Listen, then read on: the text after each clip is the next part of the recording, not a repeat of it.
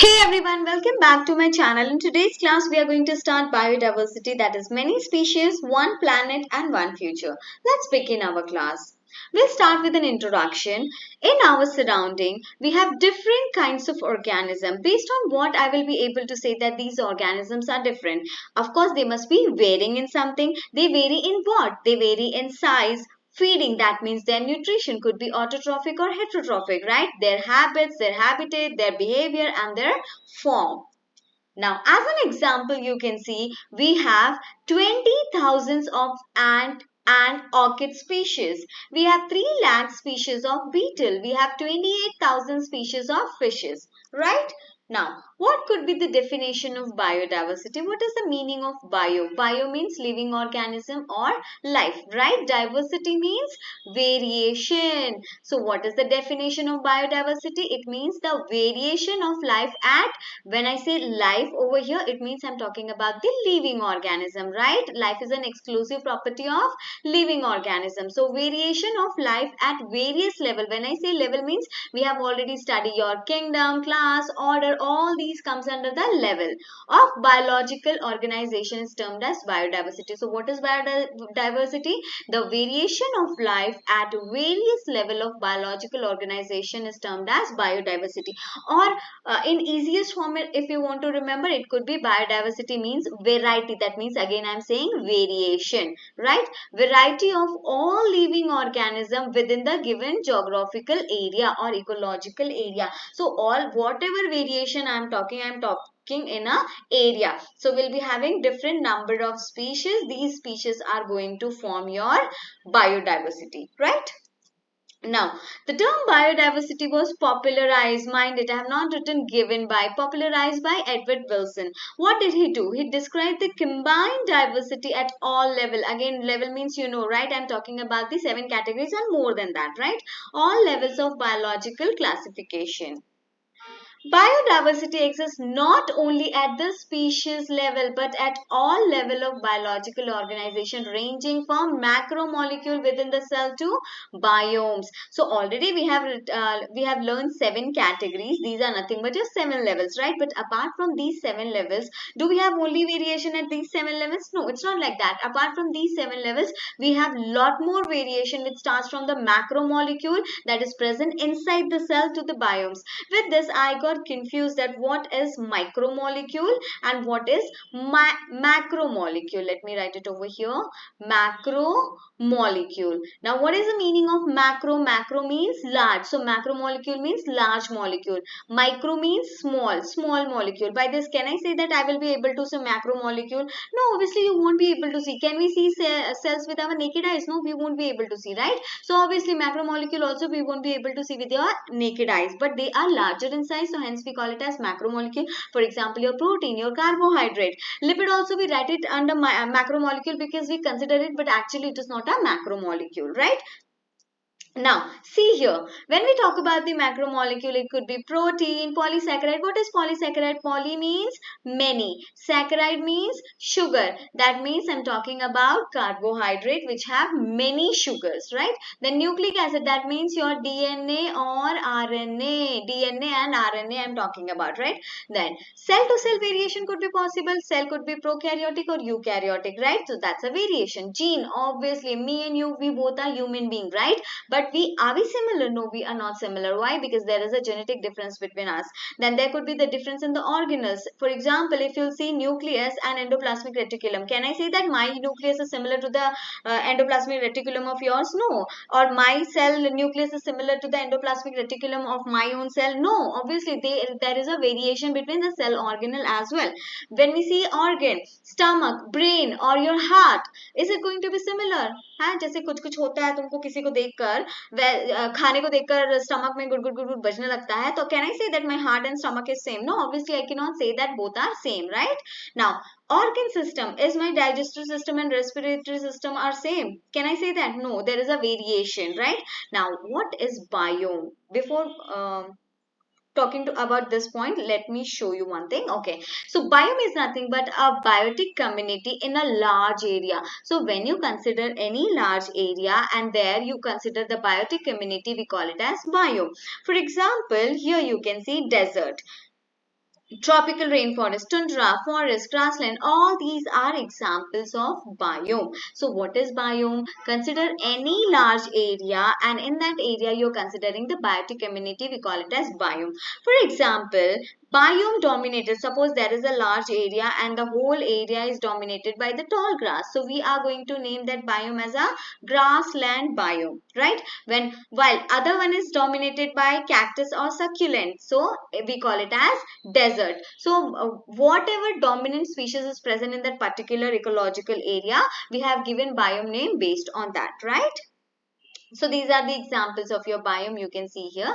Coniferous forest. Coniferous means like a Christmas tree. It will be present like a cone. It will be present now like this. Okay. Then temperate deciduous forest we have. Then desert, grassland, rainforest, shrubland and tundra. These are the few examples of your biomes. Here you can see some of the other examples like tropical rainforest, temperate forest, tundra. Now, let's jump on the another topic given in your textbook, that is your levels of biodiversity. Basically, when we talk about the levels, we have three levels of biodiversity. What are the three levels of biodiversity? It is going to be genetic diversity, species diversity, ecological diversity. The name itself says that when I talk about the genetic means at which level I am talking. I am talking about the diversity at the level of gene. With this, I am little confused. What is gene, class? And one more thing with respect to the allele. Okay. Now I am confused. What is gene and what is allele? If you will see the structure of your DNA, it's gonna be like this. Right? It's gonna be like this. And then I told you that DNA consists of three things. What are the three things, class? It is going to be your pentose sugar. Then you have phosphate, and then you have nitrogenous bases. All three are going to compose your DNA, and this combinedly we call it as nucleotide, right? This is what we have studied in the previous class. Now nitrogenous bases, we will be having four nitrogenous bases when we talk about the DNA. What are the four nitrogenous bases? Adenine, guanine, cytosine and thymine. Let me just write it over here. One second. Any random I'm writing. G, C, A, T. No, C will come, then G will come, then T will come, then A will come. So, any segment of DNA, suppose I'm talking about this segment of DNA. Any segment of DNA that forms your protein, we call it as gene. So, what is gene, class? Gene is nothing but segment of DNA that forms protein. Okay, that forms protein. Gene is a segment of DNA that is going to form protein, right?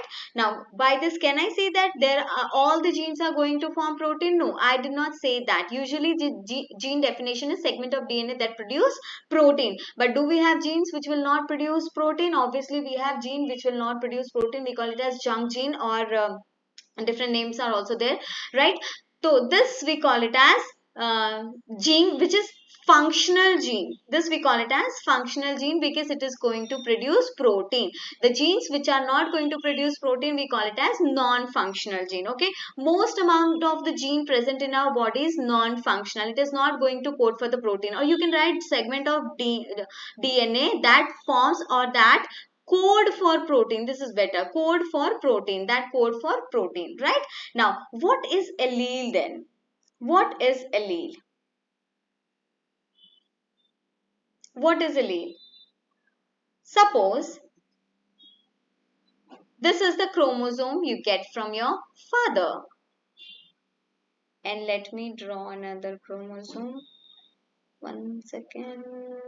Okay. This is the chromosome, you get it from your mother, right? Now, let's take an example of eye color. Eye color. So, eye color is going to be your character. When I say character, that means I'm talking about the gene, right? So, eye color I have taken as a character. That means that is your gene. Now, eye color could be blue, black, brown and many other. I'm taking an example of black and brown, right? Now, when I talk about different forms of eye color, that means blue, black, brown, gray, all these things, these are nothing but your alleles. Alleles, okay? So, what is allele? Allele is nothing but of variants of gene. That means different forms of genes, we call it as allele. So eye color will be your gene, but eye color could be blue, black, brown based on what allele is present on your chromosome. For example, over here, suppose I am drawing eye color over here. So for father, if it is present over here, so for mother also it will be present over here, right? Let me tell you that like capital B and capital B is going to be dominating, so it is going to give black color. Right? Now capital B, small b, it is going to give you again black color. Small b recessive, it is going to give you brown color. Just a random example I am taking, right? So suppose gene is nothing but your eye color, but alleles are going to be present on your chromosome. So allele for black eye, suppose from father you got capital B and from mother you got capital B, so you are going to be capital B, that is your black color, right? What about if you'll get allele capital B from father and small b from mother? So it is going to be capital B, small b, that is again black. What if instead of capital B you get small b from your father and small b from your mother? So it is going to be small b, that is going to be brown, right? So this was all about allele. What is gene? Gene is nothing but that is the segment of DNA that code for protein. Do we have variants of gene? Do we have varieties of gene? Obviously it is present, that we call it as allele. So alleles are nothing but which will give you more information about what character is supposed to be produced. This we can say about the traits. Like gene we have said about the character. Like gene I have compared gene with the character. Same way I have compared allele with the trait, right? I hope this must be clear to you, right? Now let's come back to our slide. Okay, one second. Okay, so here the diversity is at the level of gene. What is gene? Gene is a segment of DNA that code for protein. Now this gene, character, eye color with respect to what allele? If it is capital B, you get something else. If it is capital B, something else. If it is small b, something else. Right? So with respect to allele, this genetic change, how it comes with respect to the allele of the gene. What is allele? Allele is a variant form of the DNA, right? Occur in the organism of same species. Usually we get confused, in genetic diversity we write different species. No, it is the diversity in the gene, but that gene diversity is present in the same species, not in the different species, right? Now, enable population to adapt to its environment. Now class, evolution, when we talk about evolution and natural selection, it is all based on the adapting the natural environment. Because if the species is not able to adapt in the natural environment, what will happen? What will happen? It won't survive, right? It dies. So adaptation occur only and only at the gene level, because what did I tell you? From DNA there will be formation of mRNA, and from mRNA there will be the formation of protein. So obviously the sequence of DNA is changed. That's why my mRNA production is changed. That's why my protein production is changed. Correct? So this adaptation occur by overall change in the gene level, genetic level. Correct? Now the example which is given in your textbook is Rauwolfia vomitoria. Rauwolfia vomitoria is a medicinal plant which is grown in the Himalayan region. Here you can see, so if I draw a Himalayan region over here, so here, let me just draw it over here, one second. Okay, so Rauwolfia vomitoria is going to be grown on a Himalayan region. So this is going to be higher latitude and this is going to be lower latitude. Suppose that the Rauwolfia vomitoria is grown over here and one is grown over here. Obviously in middle also it will be there, but let us consider case number 1 and case number 2. So Rauwolfia vomitoria is a medicinal plant which is going to produce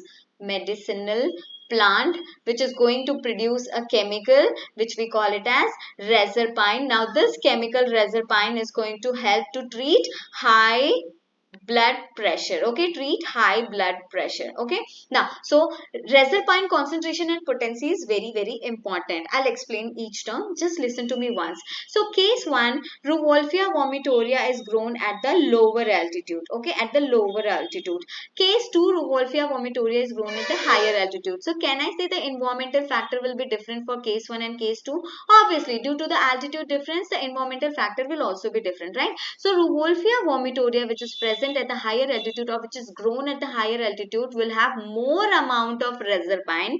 That means concentration, it is going to produce more reserpine, and the concentration of reserpine will be more amount of reserpine will be produced, and the potency, that means its potential to cure your high blood pressure will be more. But what about the Wolffia vomitoria which is grown at the lower altitude? Here the reserpine concentration will be less, and potency, that means potential to treat high blood pressure will also be low. Why this difference is happening? Due to altitude. Now due to altitude difference, what is happening? Geographical difference, what is happening? Your gene is changing day by day. Once it is changing day by day, what is happening? Automatically, what is, see here, DNA has a segment of gene is segment of DNA that is going to produce mRNA, and that is going to produce your protein. This protein here is nothing but your reserpine. So this concentration of reserpine, when it is low or less, it is because the sequence of DNA is changed. When the sequence of DNA is changed, mRNA sequence is changed and the protein is changed, right? So concentration and its potency will decrease or increase. How? Due to change in the gene. Due to change in the gene. I hope this must be clear to you, right? Now you can see here Wolffia vomitoria shows genetic variation in terms of potency and concentration. Very important, right? Now here you can see India has more than 50,000 strains of rice and 1,000 variety of mangoes. Genetic diversity increases with environmental variability. Just now I told you that Wolffia vomitoria at high altitude and lower altitude, right? Its growth. Now when I talk about high altitude and lower altitude, that means I'm talking about the environment, and only environment will be different at high altitude and it will be different at low altitude. Because of this environmental variation, what will happen? There will be change in the gene, right? That's what is written over here. Now, second one is species diversity. When we talk about the species diversity, it is diversity at which level? Genetic diversity is diversity at your genetic level, gene level, but this diversity is at your species level. Genetic diversity is between the same species. Species diversity is between the different species, okay? Between the different species. Right? It refers to the variety and abundance. Abundance means amount of species present in a region. It have impact on the biotic interaction within the community of an organism. It can affect overall stability of ecosystem. So obviously species diversity, you know, how many species are there, is one of the species is going to dominate the other one. This overall effect is going to, this overall is going to affect the stability of the ecosystem. One example given in your textbook is amphibian diversity. So here you can see this is your Western Ghat and this is going to be your Eastern Ghat. Here let me draw. This is India. So here is your Western Ghat and this one is going to be your Eastern Ghat. When I talk about the Western Ghat, it has greater amount of amphibian diversity than Eastern Ghat, right? Greater amount of diversity will be present in amphibian. Now tell me, give me one example for amphibian. Here you can see this is an example of amphibian, that is frog. Can you see so many varieties of frogs you can see here, right? So amphibian diversity, now what is the reason behind having more amphibian diversity at the western region? These reasons are not given in your textbook, but you should know that due to heavy monsoon, see when we talk about frog external fertilization takes place, okay? External fertilization takes place for frog. When external fertilization takes place, that means sperm and egg is released out in the water. That means we need water, right? Lots of rain is required for their reproduction, for the production of various amphibian, right? And the ranges of mountain are there with a higher elevation. Then we have variety of microhabitat which supports the survival of various amphibian, right? So due to all these due to all this reason, what happened? There is more variety, more diversity of amphibian in the Western Ghat as compared to the Eastern Ghat, right? Now, levels of biodiversity, that is species diversity, you have two factors, okay? Species diversity is based on two factors, that is species richness and species evenness, correct? Now, what is the meaning of species richness? Suppose if I am going to draw here, this is again my favorite student Yagna, okay? And if I say Yagna is very rich, that means what, class? She's rich in what? Obviously, you are going to say, ma'am, she is having lots of money, so you are calling her rich, right? So when I say species richness, what could be species richness? That is the number of rich in number of different species. That means when I talk about, suppose let's take an example of this habitat. Okay, how many species you can see here? I can see one owl, second one is tree, third one is frog, and fourth one is your tiger. I can see 4 species over here. Suppose let me draw another habitat over here where you have only 2 species. So which one is showing more number of species? That is habitat B. So which one is showing species richness? That is your habitat B. So what is species richness? Species richness is nothing but different number of species. High, that is number of species. What kind of species? Am I talking about the similar species? No, I am talking about the different, variability, variation I want. So number of different species present in an area, we call it as species richness. More the species, greater will be richness. More the number of variable species present in an area, more will be the richness. Example, terrestrial ecosystem. Which one is the which one is having species richness? That is your tropical rainforest. What about the marine ecosystem? In marine ecosystem, coral reef is the one where you will see more number of species, right?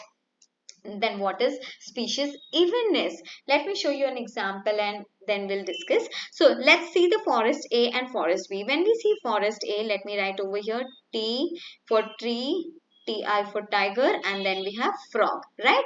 Now, when we talk about forest 1, you have 2 tree, and forest 2, you have 1 tree. Tiger 1, 2, 3, 4. 4 tiger you have here, and 1, 2, 3, 4, 5.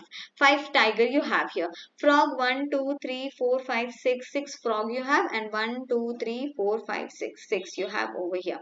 Now, if you will check, let me, instead of 6, let me write 10 over here. Just imagine that 10 frogs are there. Okay? Now, if we talk about forest A and forest B, forest A, if you will see species, one species is 2, second is 4, and third is 6. So there is no more variability. Variability, when I am saying, that means species are constant level. More difference is not there. For example, tree and tiger, only 2 differences there. Tiger and frog, only 2 differences there. But when you check forest B, one is 1, tree is 1. But when we talk about the tiger, 5, other species 10. So there is no constant number of species present in the forest B. So due to that, what happened? There is no evenness in forest B. Let's see over here. If the number of individual within a species is fairly constant, so previously here 2, 4, 6, it is almost constant. Nearby species are there, nearby numbers are there. But when you see 1 and 5, that means 4 differences there. 5 and 10, 5 differences there. That means it is not constant, huge differences present, right? So if the number of individual within a species is fairly constant across the community, we call it as it is having high evenness. Okay, but if the number of species varies from one species to species, it varies at a large amount. For example, tree is 1, okay, and here your frog is 10. So much of difference is there, right? But that means I can say one species can be dominating the other species, but we don't want ecosystem to work like this, right? So if number of individual varies from species to species, that means it has low evenness. Okay. Now, here you can see an example. Sample forest, 2 trees. We have already discussed this, so I'm not going to go in details. Which one is showing species richness, A or B? Which one is showing species richness? So how many species do we have? 1, 2, 3 here, 1, 2, 3 here. So both are equal when we talk about the species richness. But when we talk about the species evenness, forest A is more species evenness than as compared to the B. Why? Because B is not maintaining the constant number of species. So much of variation is present in the number of species, right? Now, let's jump on last, that is ecological diversity. Ecological diversity is the diversity that is based on the higher level of organization, that is at the ecosystem level. In your textbook, it is mentioned that India is having greater ecosystem diversity as compared to the Scandinavian country. Okay, when we talk about the Scandinavian country, that means Norway, Denmark, all these countries, we call it as Scandinavian country, right? Now, Why in India we have greater ecosystem? Because diversity is more, right? Desert, we have desert, so the plants which will grow in the desert area will be growing over there. But when we talk about the other Scandinavian country, if they are not supporting this that environment, so obviously my cactus will not grow over there, right? So we have desert, rainforest, mangrove, coral reefs, wetland, estuaries, alpine meadows, all these things are present in India. So we are at the great ecosystem level ecological diversity, right? Here you can see picture of desert, coral reef, then we have tundra. All these things are nothing but your ecological diversity. Now, three indices are present in ecological diversity. That means three ways we can measure our ecological diversity. One is your alpha, other one is your beta, and then it is your gamma. What is alpha, beta, and gamma? Let's take an example of this. So this is one geographical area or ecological area. Ecological area or geographical area. Now this area I have divided into three parts: habitat 1, habitat 2 and habitat 3, right? Now the species which are present in habitat 1, only in habitat 1, we call it as alpha diversity. Species present in the particular area, we call it as alpha diversity. So all the species present in H1 will be alpha diversity, right? All the species present in H2 will be alpha diversity for H2. All the species present in H3 will be alpha diversity for H3. That means what is alpha diversity? Alpha diversity is nothing but species present in a particular area. Then what about beta diversity, ma'am? Beta diversity is nothing but unique species present. Now when I say unique species, obviously while considering one habitat, I won't be able to find the unique species, because how would I know whether that species is present in other habitat or not, right? So I have to do comparison between the two habitats, right? I have to compare between two habitats. So beta diversity, in alpha diversity I did not compare anything. I took one habitat and number of species I found. But when it comes for the beta diversity, I have to compare the habitat, right, to check out which one is unique, right? That we call it as beta diversity. Then what is gamma diversity? Overall diversity present in this ecological area. All diversity present in this ecological area, we call it as gamma diversity. Now let's see one by one over here. Alpha diversity. See this picture, class. If you see this picture, write it in the comment box and tell me, in this picture, how many species do we have?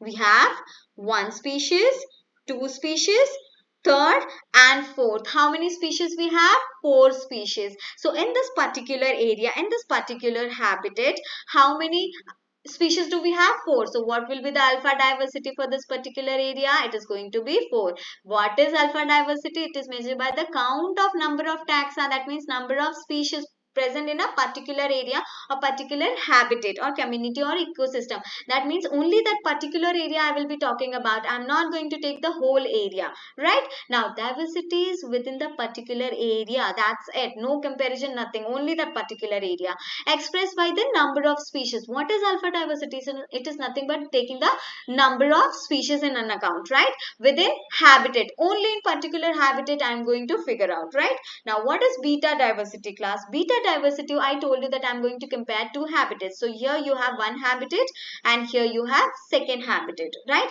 Now let's see. Blue color one species is present in habitat 1. Is it present in habitat 2? Present. So is it unique? No, it is not unique. So let me strike blue color 1 over here. Then we have yellow color 1. Is it present in the second habitat? Of course it is present. So I am going to strike because that is not the unique one. Then we have black color 1. Do we have black color 1 over here? No, we do not have. So is this unique? Yes, it is unique because it is not present in the habitat number 2. Then let's take an orange one. Is it present in another one? Yes, it is present in another one, though it is not unique, right? So I strike out here. Now next one, what is left? I think this one done. Now let's come to this one. Green color. Is it present in this? No, it is not present. So it is unique.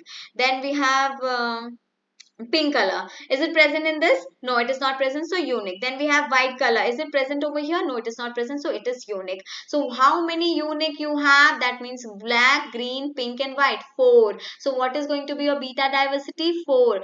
Beta diversity is nothing but, what did I do? I compared two habitat, and in these two habitat I compared and found the unique species, not the common species. I found the unique species. Over here your yellow, blue, orange are the common species. So these won't won't be counted under the beta diversity. So what is beta diversity? It is the species diversity between two adjacent ecosystem, right?